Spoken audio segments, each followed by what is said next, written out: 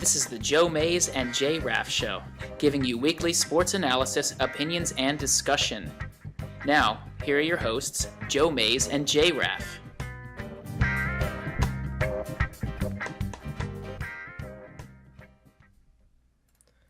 Well, good afternoon, everyone, and welcome to the 190th episode of the Joe Mays and J-Raff Show. I'm one of your hosts, Joe Mays, alongside of me, co-host J-Raff. Yeah, it's good to be back and plenty to talk about. A little different time slot than we've done normally, but trying some things out and hopefully, there's still plenty to talk about and just maybe a little different take on the games. Yeah, so we're on the afternoon of All Hallows Day, the night after all the little kids got to have a ton of fun and running around and getting some candy. And but we're here to talk football. And, like we said, we're a little bit earlier than usual, so we don't get to recap all of the action from Week 8. We have games going on as we speak. A lot of them resembled baseball games. I'm not sure any of them had more than 7 points scored when Justin and I finally got down here this afternoon. But we will talk and keep you updated on the action in the early games. We'll also talk about the Thursday night game. And this week we'll get to preview the late games instead of just doing the Sunday and Monday night games. So a lot of this will kind of be reaction from the last few weeks, which we haven't been here on our regular show. We've been doing the Bulldog Hour, and we're off a week. 2 weeks ago, my youngest daughter got baptized, so we took that week off. Last week we did the third episode of the Bulldog Hour, which was a lot of fun. I think that episode went really well. We got to recap the last 5 Wilson football games leading up to the game last week, or really Friday night against Penn Manor, in which Wilson definitively clinched at least a share of an 8th straight league title, and they'll go for a outright 8th straight league title this coming Friday at home against Warwick. So a lot of action going on in local sports, but all involving football. Yeah, like you said, and kind of like our conversations in the fall generally tend to revolve around football. Again, on the air, off the air, whatever. But we were talking about Penn State a little bit before the show too. Good weekend for them. Hopefully they've turned the corner. We'll have to wait and see. They've got a chance to really prove how well or how far they've come over the next month. So we'll have to wait and see. But anyway, again, different take on the game today, but definitely something we can take a look at and enjoy. Yeah, and I guess let's just touch on Penn State a little bit more since we don't have as much NFL to cover. The last 3 weeks you mentioned, we'll find out who they are because, they've beaten some okay average teams they should have beaten. They squeaked by Maryland last week by a point, but they demolished Illinois, 39-0 yesterday. Some good things, still some bad things. Special teams in particular, especially the kicking game, both punting, extra points, field goals. Not a lot of hope there, at least it seemed. Yeah, I agree. Kicking is an issue. Don't forget we have, I think the nation's top kicker and one of the top punters coming in on scholarship. Top 3 as opposed to right now where I don't know that we have a scholarship guys, right. No. So, and again, I know some people are sick of hearing it, but it's a fact that the depth and special teams are where you're going to get really hurt with the sanctions from years ago because it affected the classes that are now, depending on red shirts, juniors or seniors, and so because of that, you don't have the numbers there that a typical team would have, and you can't afford for some guys to be out there on special teams, so you have walk-on guys who can get the job done sometimes, but being able to offer scholarships to some of those guys, at least every now and then, is pretty big.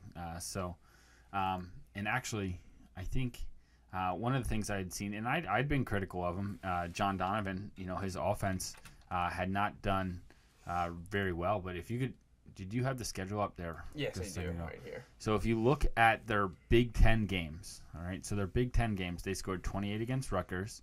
They scored 29 against Indiana. They only scored 10 at Ohio State, but again, that's the number 1 team in the country. They scored 31 last week, and they scored 39. So they're averaging, minus the Ohio State game, right? They're averaging over 30 points a game in Big Ten. Now, I know that's distorted a little bit because they're not necessarily playing the strongest Big Ten teams there, but I think to me, the comment that Franklin made yesterday post game, the one comment that stuck out to me the most was the way the season started, everyone wanted us to panic, and we just held the course.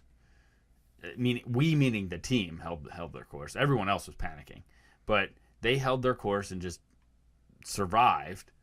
And now they're sitting at 7-2. Not that they're this great team, but they're not the awful team that everyone thought they were after week 1. I think the problem right now with the play calling is, or the points being scored is, I don't think it shows properly the type of play calling we're getting, because I think the players are executing it better than they were at the beginning of the year. Right. But I still don't think the play calling has been that creative, inventive, or even properly called in certain situations. Right. Which could be a problem, because if you look back and you're like, oh, we were 7-2 or we whatever, then is that enough to force a change, in that process? If a change needs to be made, I don't really know. But first time in a long time, it looks like Penn State was receiving votes in the AP poll. Yeah, they would come in at 31st if it was expanded beyond the top 25. So Penn State beats Northwestern next week. They're going to creep a little closer, and then if they would beat Michigan, who, depending on what they do next weekend as well, that would possibly be a victory over a top 15 team, which would probably certainly get Penn State into the top 25, because they'd be 9-2 with only the game at Michigan State left to finish the season, the Saturday of Thanksgiving weekend. Yeah. So, they, like you said, like we kind of led into this, they're going to have a chance to kind of show what they are. I said 8-4 at the beginning of the season. I think that's a realistic possibility. I think 7-5 is a possibility. Right. Oh yeah. Do you think 10-2 is a possibility?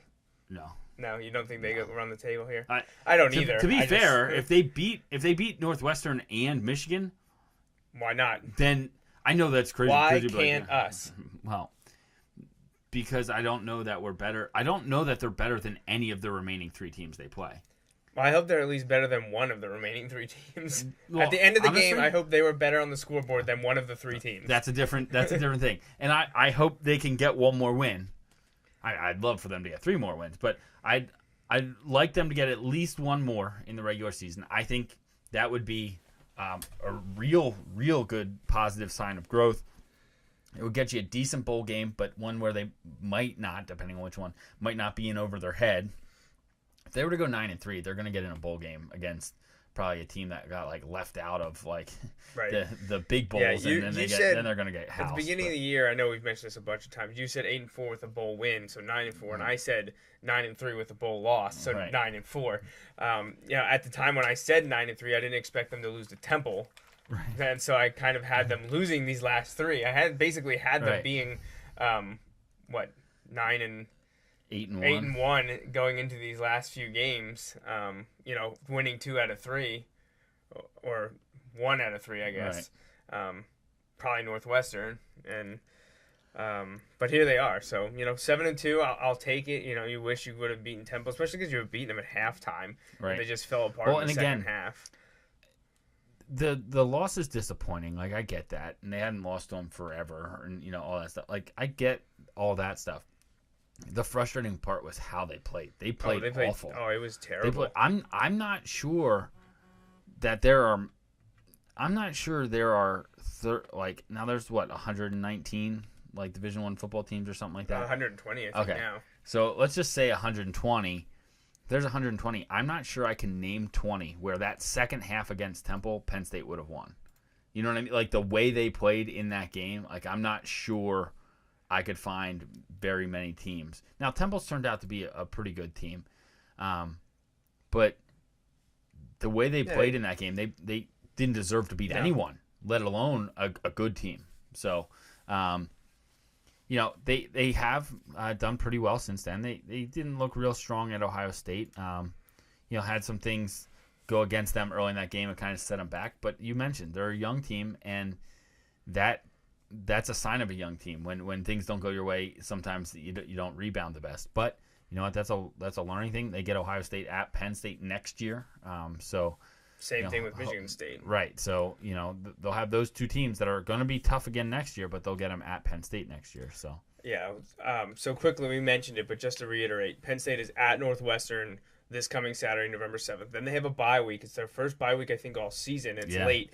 November 14th, they're off. And then November 21st, they have their last home game. That'll be senior night.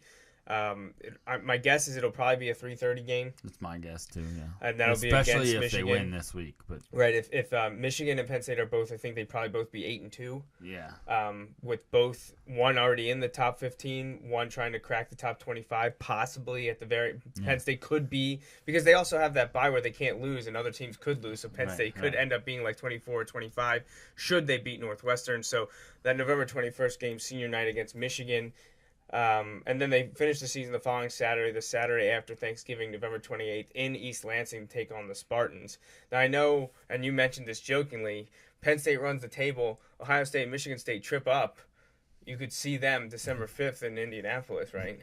Oh my gosh, that would be insane. For the people that don't know, Justin's going to the Big Ten championship game this year, regardless of who's there. Yeah, and honestly, when I picked it, like some friends from college were getting together out there, and when we did this, it was kind of the understanding. It was before the season that we had kind of started to put this together. In like July or right. something like so that.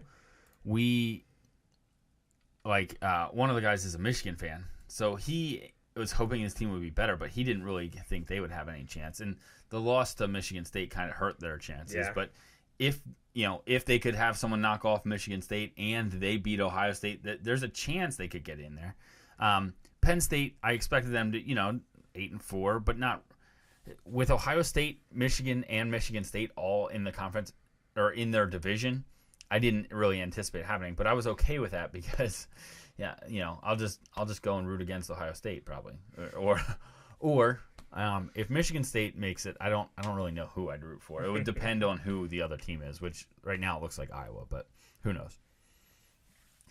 So that's kind of a quick Penn State update before we dive into NFL talk. The last thing I do want to mention about the Nittany Lions is Christian Hackenberg, he got a lot of flack last year, a lot of flack earlier this year, but here from the official Penn State football site, gopsusports.com, in his last 6 games, Hackenberg has 12 touchdown passes, 1 touchdown reception, which was the first by a Penn State quarterback since Zach Mills in 2004, which I saw that happen live. And Hackenberg has no interceptions, and he has 4 of his last 6 games he's thrown for at least 250 yards. Yeah, so he seems to have adjusted and is doing well and putting up good numbers. And the offensive line is still not great, but has gotten better since the beginning. But again, they're going to be tested.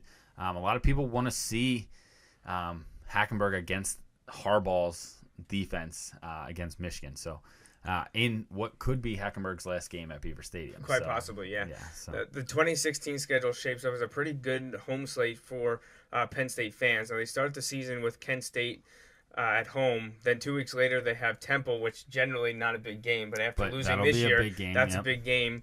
2 weeks later, then they have Minnesota, who Penn State hasn't played in a few years now. Right. And then back again the following week with Maryland, which is, what happened 2 years ago. At this point, it will have been 2 years ago, losing by a point and then not shaking the captain's hands. I know we beat him by a point this year, but it was on the road. So Maryland back in Beaver Stadium October 8th next year. 2 weeks after that, there's an open date in between. They bring in Ohio State. 2 weeks after that, they have Iowa, who they haven't played in a few years and is a top 10 team right now. And then they get Michigan State. So that's a really good home slate. Yeah. Season ticket holders have a lot to look forward to next year. Just put into renew. So that's, again, that's a little bit on the Penn State Nittany Lions here before we dive into the NFL scores. But before we do that, we do want to remind you that this is a call-in show. We love to have any kind of interactivity you can give us. There's multiple ways you can do that, and Justin has that information for you. Yeah, we'd love to have your take on Penn State or any of the local teams here, or any of the games or things that you've seen in the early games or predictions for late games or whatever in the NFL. So if you if you call the show, you can use the Mays Sandwich Shop hotline to get in touch with us that way at 530-563-6297. Again, 530-563-6297. You can also email the show anytime using the Mays Sandwich Shop email inbox at joemaysandjraff@gmail.com. Again, joemaysandjraff@gmail.com. We also have a number of social media sites that we peruse throughout the show, primarily Facebook and Twitter. So search for the Joe Mays and J-Raff Show on Facebook and Twitter. And you also can go to our websites. We're on multiple different places. You can catch our Wilson football stuff at bulldoghour.com, our Joe Mays and J-Raff stuff at joemaysandjraff.com. And you can listen to all the shows that we do live through an audio stream at jmnjrradio.com. Now, before we move on to the NFL, I am getting a text here from my dad about Penn State, but he was going back to the Ohio State game. You know, we mentioned that they only scored 10 points. Yeah. He wanted to know how much the game would have been changed if that long Saquon Barkley touchdown run hadn't been called back on holding. Would that have changed the game that much? Putting Penn State up by 2? Would it change the outcome? No. Would it change how Penn State looked, I think, for a little longer? Yes. I basically viewed that as Penn State was going to need to play a perfect game, and they were going to need Ohio State not to play a terrible game, but to be off their best game. Because, I mean, to be honest, like, if Ohio State plays their best and Penn State plays their best, Ohio State wins. You know, like, that's just where they're at right now. Right, I agree. Ohio State didn't play their best. They played well. And the thing was, everybody's like, the week before, Penn State had just beat Indiana convincingly up at Penn State. And everybody's like, oh, you know, Penn State's won 5 in a row, blah, blah, blah. I'm like, yeah. And they're like, Ohio State's been struggling. But I'm like, yeah. Except that Ohio State had every, like, telltale sign of that team that just is cruising because they can. Right. And we see this all the time. Like, what do we say about Penn State against Michigan, who, you know, is probably they're playing better right now. But if you see Michigan, we're like, Penn State might have a chance because they get them at Penn State, you know, like, and when it's a night game, like last year at the Ohio State game, Penn State had no business competing with Ohio State last year. We were there to see them do it. And we were there, and they did it. Why? Not the only reason, but a big part of that is atmosphere, especially in college sports, where it's not the same as the pros. The pros, they're professionals. They have a job. You know, that is their sole job. These guys, a lot of these kids are still like 19 years old going out there, and so like when you have an atmosphere like that, a night game, all that stuff, that woke up Ohio State. And look how they finished. Right, exactly, and they've. You know, I think they had the bye this week, but Ohio State's going to cruise. I'm interested to see how they do against Michigan State, which might be this coming week. I don't know. I don't know if that's in 2 weeks or not. But they have to play Michigan State and Michigan yet, and I know the Michigan game is at Michigan, so you know, I would love to see Michigan upset them, but at the same time, it could be a really fun, like, Big Ten November to kind of watch, which is exciting because it's fun when there's more than just the Michigan State Ohio State game being meaningful. So. Yeah, definitely. We're gonna dive into NFL talk now, and the big thing right now is a couple running backs being injured, some gruesome ones. Saints running back Kerry Robinson was carted off with a significant leg injury, and I know I got a notification here right when we started the show that Steelers running back I almost said LaShawn McCoy. Le'Veon Bell. Yeah, sorry. Le'Veon Bell was taken off with a knee injury as well. And I'm trying to figure out, they say 3 running backs have suffered injuries. I'm trying to figure out who the third one's right now.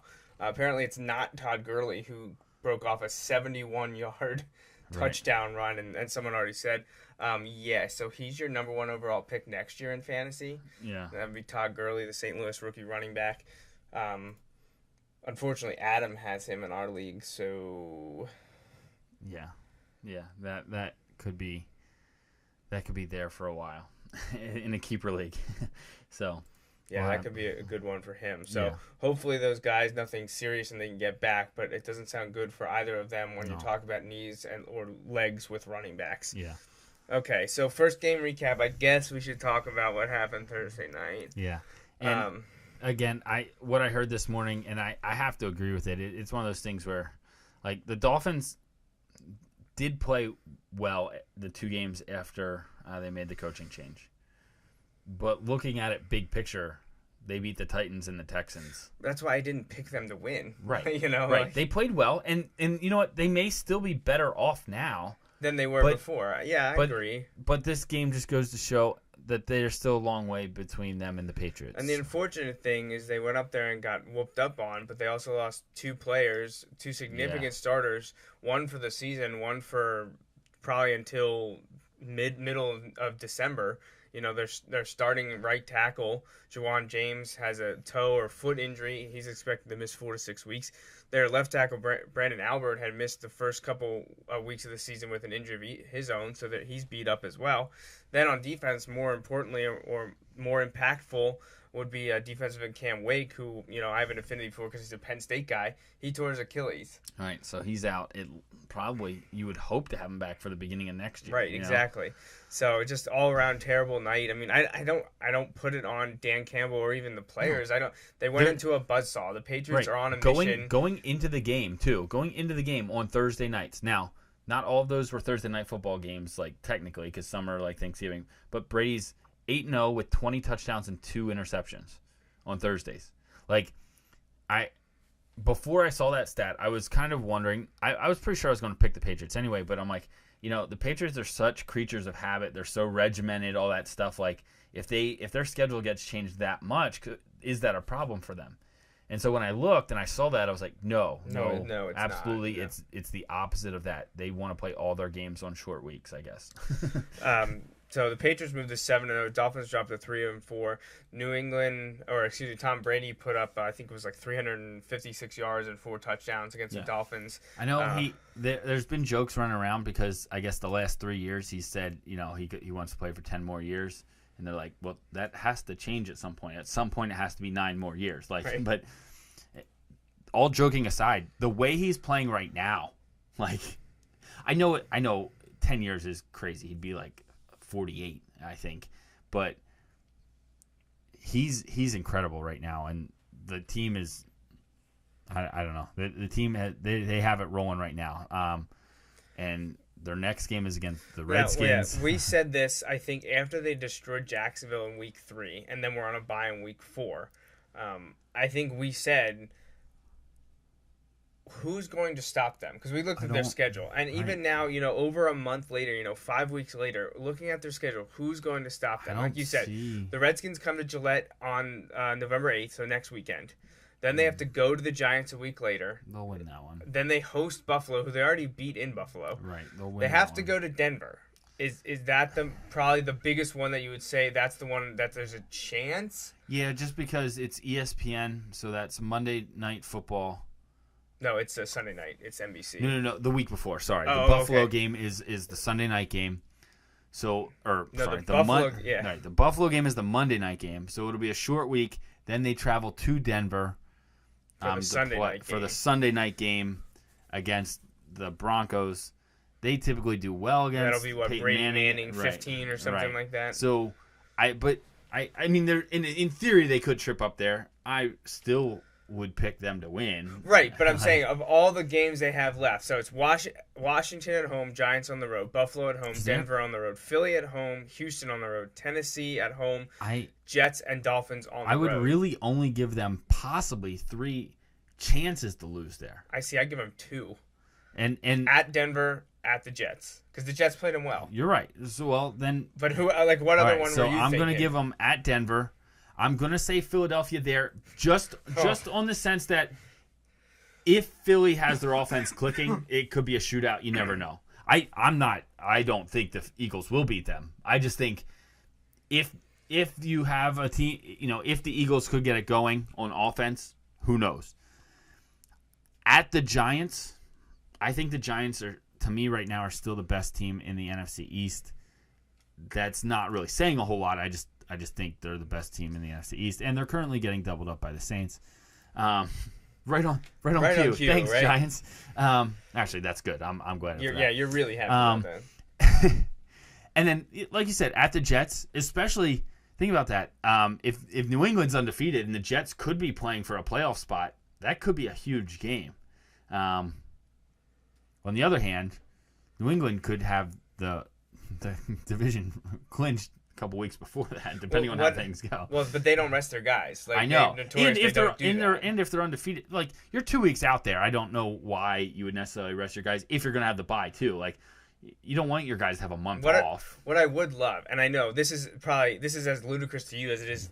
No, I think I know what you're going to say. I want them to be 6-0 to go to Miami, not have to play for anything, but Miami winning a lot more games to be in the wild card contention. That if they win, Miami could still make the playoffs. Right. Because then the Dolphins at home will be playing for something. Heck, they might have to win that game to go 9-7. But we've seen in years past that's good enough in the wild card. And what other AFC teams are any good? No, like week in and week out, what teams are good? Cincinnati. Well, yeah, if we look at those other ones, Houston, they're gonna crush Houston.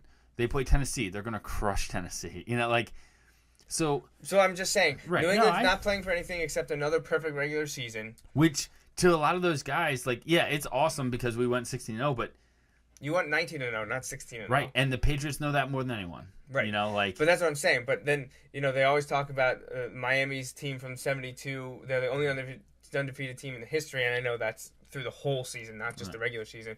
But there's just a lot of stuff going on for that. So that would be my dream scenario, that if New England is going to go through the first 16 games undefeated, or excuse me, the first 15 games, but 16 first 16 weeks, then get the week 17, the 16th game. They're not playing for anything because obviously they've clinched the division by then. They probably clinched the AFC regular season. You know, they're going to be the number 1 seed with a bye. What would happen? So that you know, that's just looking into the future. Too, like I think Denver loses tonight, but if Denver could make it to that game, you could have 2 undefeated teams there playing the Sunday after Thanksgiving. Like Sunday night. Now, that's a long way off. That's almost a month away. But how cool would that be? Undefeated Denver. Cool. Now, right now, the Patriots are much better than the Broncos. But the Broncos' defense has been so much better than they have been in years past. It's just an interesting dynamic. Yeah. Now, Miami's got a little bit more of a hurdle because they're not the Patriots. They got to go to Buffalo next week. Now, they're coming off a long week, a tough loss, have some injuries. But they want revenge because Buffalo humiliated them in Miami in, what was it, week 2 or 3.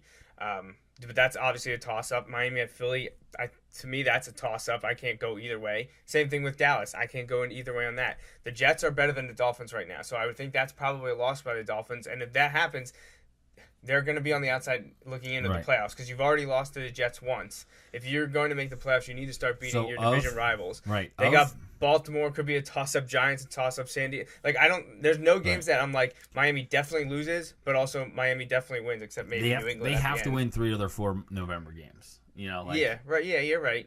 And that's possible, but it's also like, you know, if they win 3 of their 4, they'd be what, 6-5. Yeah, 6-5 gives them a chance. And then they'd have and then they'd have to go 3-2 over their last 5, and they'd have Baltimore, the Giants, the Chargers, the Colts, and the Patriots. Right.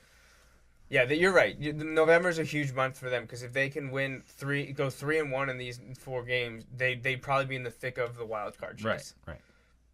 So, all right, that's a long-winded recap of that Thursday night game. Basically, which I'm sure you wanted to spend a lot of time. Miami's not quite there, and New England is New England, so that's about it. New England is there. New England's there. Miami's not. To be fair, no one else is. New England's there. No one else is. There was another game in London this week. Started at 9:30 this morning. Detroit started fast. Yeah, but only one of the teams knew about it. And then apparently they forgot they were playing a game because the Chiefs then rattled off, I think, almost 45 unanswered because the Lions got a touchdown in the 4th quarter. So the final score was 45-10. Alex Smith had 2 touchdown passes. He ran for a touchdown pass. He actually had over 75 yards rushing, which is ludicrous for Alex Smith to have that many rushing yards. Detroit, they made that well-publicized change of getting rid of their offensive coordinator, offensive line coaches, and brought in or gave a promotion to Jim Bob Cooter as their offensive coordinator, which just has the greatest football name ever in the history of anything. But Matt Stafford and the Lions look bad. They've only got the one win on the year. I like Jim Caldwell, but I don't see him surviving the season at this point. This just doesn't look good for the Lions. And we thought that they wouldn't really challenge much in the NFC North. I don't think we thought they'd be this bad. We thought the Bears would be like this. I did. Yeah. I thought this would be Chicago. Right. I thought they'd be better than this, but they're bad. So now they're going to have some interesting decisions to make because they're really leading the race right now for that number one. In terms of like when you look around, they're pretty bad. So I know they may not statistically be there, but I think when things play out over the course of the season, they may be right there to get that number one draft pick. Only 2 games are not within 10 points, and they're a little bit surprising. Yeah. One of them you already mentioned when you were talking up the Giants, about them currently being doubled up by the Saints. The Saints are up 28-14, though the Giants might be able to tack on some points here right before halftime. The Cardinals are losing in Cleveland by 13. Yeah. And they went up 17-0. Or not 7. They went up 7-0. The Cardinals scored first, were up 7-0, and then have given up 20 straight points. What I saw was a nice Chris Johnson run and fumble, and the Browns returned it to set up a touchdown. Yes. And that tied it up 7-7. But since then, the Browns have scored 13 straight. It's almost halftime, and it looks like it'll probably go to halftime 20-7, unless the Cardinals can get something here in the last good 30 field seconds. Position, maybe a field goal or something. But yeah, that is surprising, especially because the Browns' run defense is not good. No. So Cardinals need to wake up there if they want to extend their lead in the in the NFC West. Speaking of the NFC West, a game that just had a red zone opportunity pop up. The 49ers are in St. Louis, or earlier I said it seemed like the Giants playing the Cardinals because it was 3-2. Yeah. But now the Rams, like we mentioned, Todd Gurley had that huge touchdown run. I think 70-some yards. 71 yards. So the Rams are up 13-3, but the 49ers do have it at the St. Louis 6 with about 3 minutes to go until halftime. We mentioned Giants-Saints 28-14. Giants at the New Orleans 2 with 7 seconds left in the half, so they're going to try to get a touchdown. That'd be a great time for an Eli pick. If not, a field goal there. Buccaneers are at the Falcons. Tampa Bay, surprisingly, up 13-3. And while Atlanta's 6-1, they've looked bad the last few weeks. Last 2 weeks and into this week, they have not looked good. So I think they're playing more where we thought they would be. I think they are what you define as lucky. I think because haven't they trailed in every one of their wins? They shouldn't have won week 1 to the Eagles. Well, let me rephrase that. They could have easily lost in week 1 to the Eagles. Because an NFL guy missed a 44-yard field goal to win a game. When we have high school kids making 44-yard field goals to win games. But anyway, and then narrow hash marks, whatever. But anyway, not that I'm bitter stuck on week 1 loss. None. But, they've had a couple that they could have easily lost that they've won. So they're 6-1, so they're right there. Thing is, they're in second place in their division at 6-1 because the Panthers are kind of the opposite of that. They are just playing like an undefeated. They're playing like a first place team. The Falcons are not, and that's continuing today. And all of a sudden, we talk about some of those teams. Like you look out west. All of a sudden, it looked like Arizona for a little bit was going to maybe run away with the NFC West, and now if they lose today, they'll be 5-4. No, that can't be right. Who's that?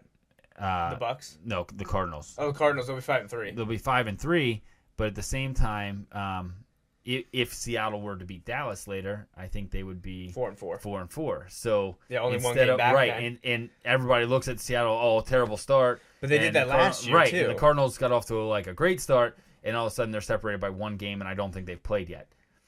So it's one of those where you're like, oh well, there went that. Like they had a chance to get a big lead in what was expected to be a tough division, and right now it doesn't look like they've done that at all. So. Now, the next 4 games we have to talk about are separated by no more than a touchdown. Let's start with the one that means absolutely nothing in the AFC South. In Houston, the Titans are... You say that. The Texans, if the Texans win and the Colts lose, right? I know they're a game out of first place. I know it's kind of like the NFC West from 5 years ago. Actually, no, they're tied for first place if that happens. Right? Yeah, because they're tied for first place. 3-5. Yeah. Oh boy. So, anyways, could you have a 7-win team win the division this year? Didn't the Seahawks do that a few years ago? Did. Like 5 years ago. Texans are up on the Titans 10-3. Texans are 2-5. Titans are 1-5. Like Justin just said, Houston wins their 3-5. The Colts lose to the Panthers tonight, which seems likely. Texans are tied with the Colts for first place in the AFC South, 2 games below 500. So, oh man, yeah, wow, that's brutal. What if your Dolphins miss out on the playoffs? One of those teams gets in. See, and I know we've had this discussion, at least off the show, how I said I wish we would just go to top 8 teams from each conference. Conference division winner needs to get in.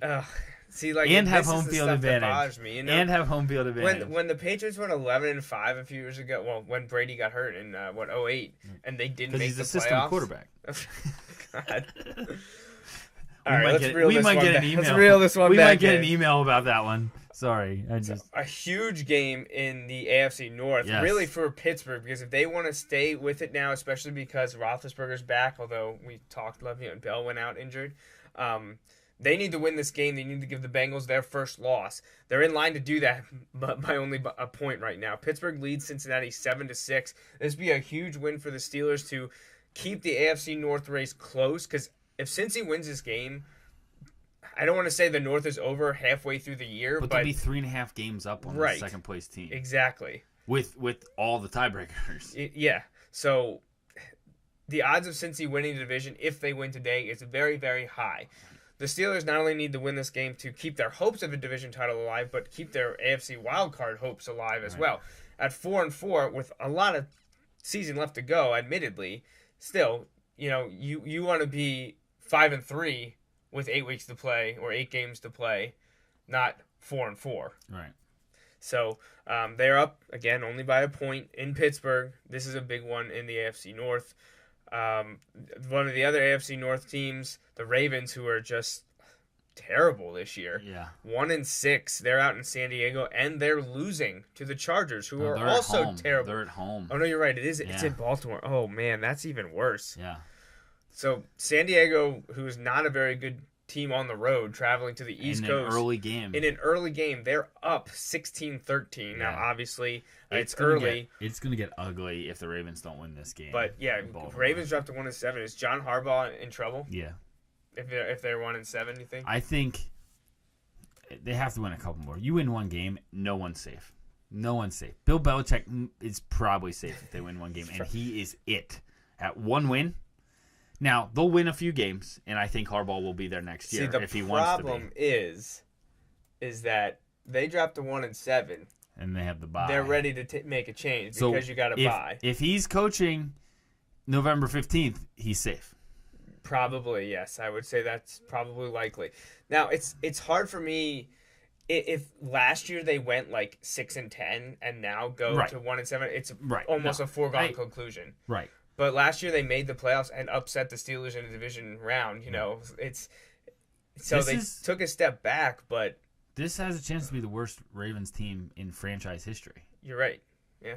And everyone just penciled them in as a potential wild card. They had never started 0-3 until this year. Right. There's a chance that they could be 0-7. Think about what we're saying. This used to be the Browns. Yeah, that's the worst they've ever been. That's bad.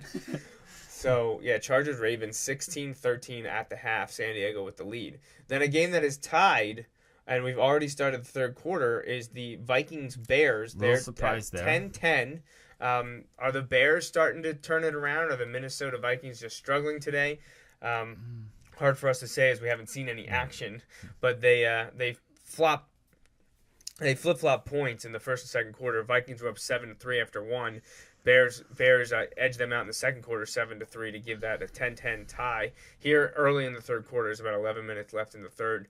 But a big one in the AFC North. If the Vikings want to keep their slim division title hopes alive, chasing the Packers, they're already back 2 games. They need this win. If the Bears want to have any hope at an NFC wildcard game, they need to win games like this. They're 2-4 right now. A win here gets them to 3-4. And like you said, 2-5, you're probably out. Yeah, 2-5, you're done. Because you potentially have to go probably 8-1 the last 9 weeks, and that's just not going to happen. Not that 3-4 is that much better, because you're thinking you probably have to go 6-3 or 7-2. Yeah, probably 7-2. So, but we've seen teams do it in the past. Right. So that's all the games going on right now. Then the games that go on this evening, we have Jets at Raiders, which is an intriguing game to me because, one, I think the Jets are much better than I thought they'd be. They proved that last week, holding on against New England, ultimately losing, but they're much better than I thought they'd be. Same goes for the Raiders. And this game's out west, where the Jets have struggled traveling out west. Now, it is a later game, so they got a little bit of a time to adjust, but this is an interesting game. If the Raiders want to prove they're for real, this would be a huge win for them. Right, and if the Jets want to prove that they are for real, they need to win this game too. Both teams show you can beat a team that's maybe inferior on the road, way out west. Right. These are the games where the team that wants to make the playoffs, you have to win this game. This is a game you have to win. Seattle's going to Dallas, which a game that both squads desperately need to win. We said what the ramifications for Seattle are. If Arizona ends up losing to the Browns today, Seattle beats the Cowboys. They're only one game back, and neither of teams, they haven't met yet. Right. Dallas, they're still waiting because they're in the NFC East. They're alive. They're alive, yeah. I mean, other than maybe the AFC South, the NFC East is as much up in the air as well. Dallas needs this win here to keep their heads above water. They need to just keep churning away until Tony Romo can get back. Because they get Dez back. Castle but and they don't have Romo back yet, so I don't really know. Joseph Randall's. He's MIA. Right. But he might be. They'll be fine because Darren McFadden was incredible last week. They also brought in Christine Michael. Yeah. Joseph Randall, I don't think was anything special. I mean, you can find guys to take his place. He was a backup. You got to find a better quarterback option. Castle and Whedon are just not getting it done. Right. They got to wait for Romo. Maybe Dez coming back helps, but he's going to be on a pitch count. Even though he doesn't want to be, he's going to be.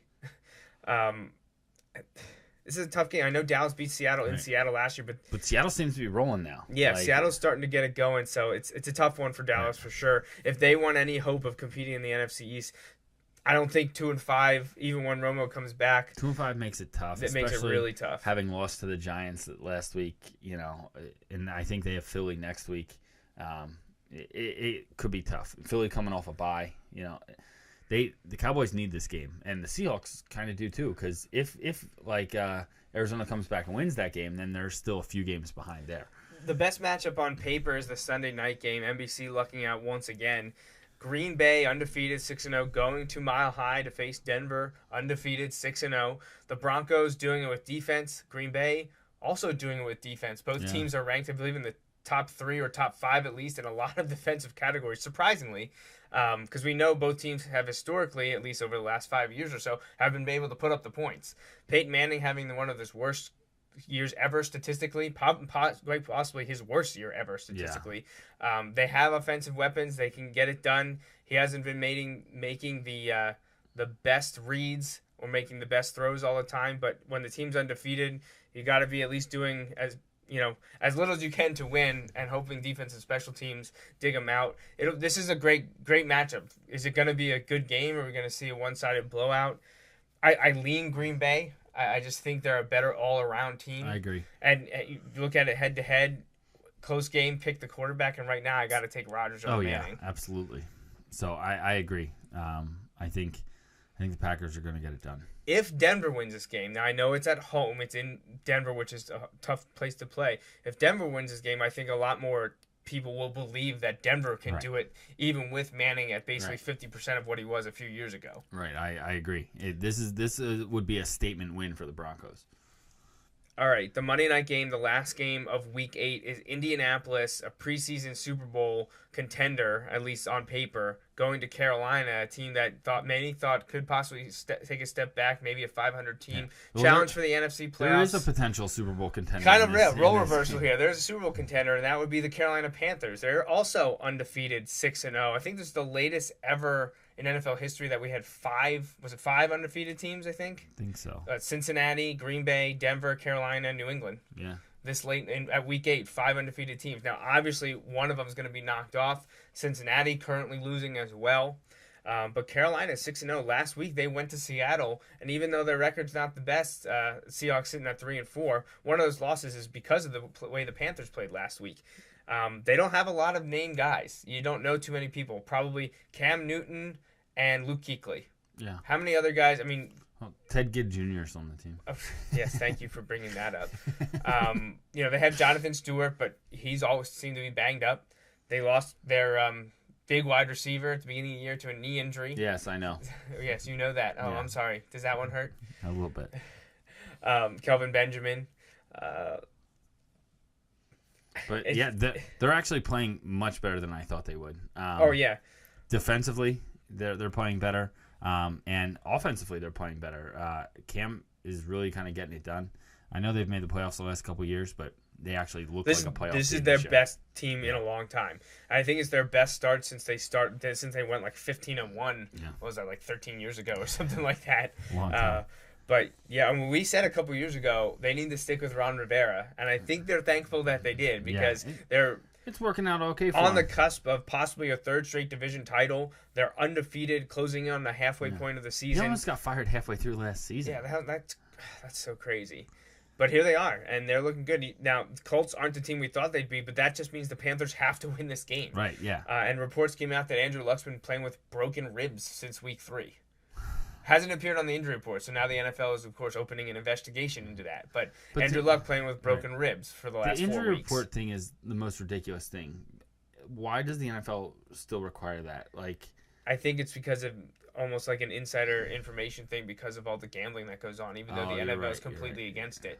Right. In all facets, despite taking money from DraftKings and FanDuel, whoever. Right. Isn't that interesting? How well, now that's kind of spiraled out of control. That daily fantasy sports stuff. It's not gambling, but now there's inquiries by the federal government and Pierre Garçon is suing and FanDuel. NFL is doing everything they can to try and get them. And of course, who has their hand in the middle of all this? ESPN, giving money to the NFL, taking money from DraftKings. I think it's just a mess. It's just a mess, but I don't even want to get into that. That would be a whole I know it's show. related to sports, but I really have no interest in diving into that pool. So, big game on Monday night for the Panthers. They could really get it rolling here. And we mentioned when we were talking the Falcons, not playing the great. They're 6-1. Panthers lose one game, and all of a sudden Atlanta's right there. Right. So Panthers can't take their foot off the pedal. They need to keep going until Atlanta finally loses one of these close games that they've been in. I take the Panthers tonight. Yeah, me too. I wasn't a huge Cam Newton fan coming out. I'm not a huge Cam Newton because of all the other stuff that surrounds him, at least while he was at Auburn and whatnot. But I've been a Panthers fan, and it probably has to go back to because of Kerry Collins going there when they were an expansion franchise. So I'm pulling for the Panthers. If the Dolphins are going to make the playoffs, I got to have someone to cheer for. Panthers would definitely be at the top of my list. Because it's certainly not going to be New England. I can't do that 2 years in a row, right? Yeah, well, I cheered for them last year. I can't do that again. I'll never forgive you for that, ever. All right, quickly before we go, updating the afternoon scores, the early games. Buccaneers still up on the Falcons by 10. Cardinals have kicked a field goal to close that gap to 10. They did get a field goal there right before half. But the Rams have just scored another touchdown, so they're working their way to getting up. Yeah, and they have the ball again, it looks like, at the 15-yard line. They might have just scored, though. That's what I'm wondering if it just updated. Anyways, the Rams are up 19-6 at the moment. The Giants did score right before halftime to cut the Saints lead to 7. Bears kicked a field goal to go up on the Vikings 13-10. The Chargers-Ravens game scored the same 16-13 favors San Diego. And Bengals-Steelers also the same 6-7 favorite the Steelers. And in the game that people don't want to care about, but people do care about, Titans at Texans still 3-10 favor Houston. And again, if Houston wins and Indy loses Monday night, Houston and Indy are tied for the division lead at 3-5. Oh, just love it. Yeah, at least the NFC East isn't the worst division in football. It seems every year there's a new competitor for that title. That's right. So somebody's always working hard to be the worst. Yeah. Well, we thank the few people that are able to join us here a little bit earlier than usual. This is probably going to be our normal time through the holidays, just because of stuff going on in our lives. It makes it easier for people that are helping us to do the show. That means our wives and kids. It just makes it easier to do it earlier rather than later. While we'd like to be able to talk about the games after they happened, we're able to recap the Thursday games, update what's going on during the games, and also gives our thoughts on other subjects like Penn State, like Wilson, and also any other topics in the NFL. So thanks for joining us here on the 190th episode of the Joe Mays and J-Raff Show. Shout outs, you guys won conference championships. We did yesterday. Wilson boys water polo team won conference championship tournament. Again, that's one goal down, 1 week left. Bigger goals next week. So. Yeah, so next Sunday when we're back here for episode 191, we hope you can say you're back-to-back state champs. That would be fun. A lot of work to do between now and then. So we'll see. I do also want to mention that Well, I want to say a happy birthday a little bit early to my father-in-law, Ken. He will be celebrating a birthday before we go on the next show next Sunday. So happy early birthday to Ken. Yeah. Anything else from you? Not that I can think of. All right. And thanks for joining us. That wraps up the 190th episode of the Joe Mays and J-Raff Show. We hope you tune in every Sunday afternoon at 2 o'clock for our take on sports. Until next time, I'm J-Raff. And I'm Joe Mays. Thanks for listening.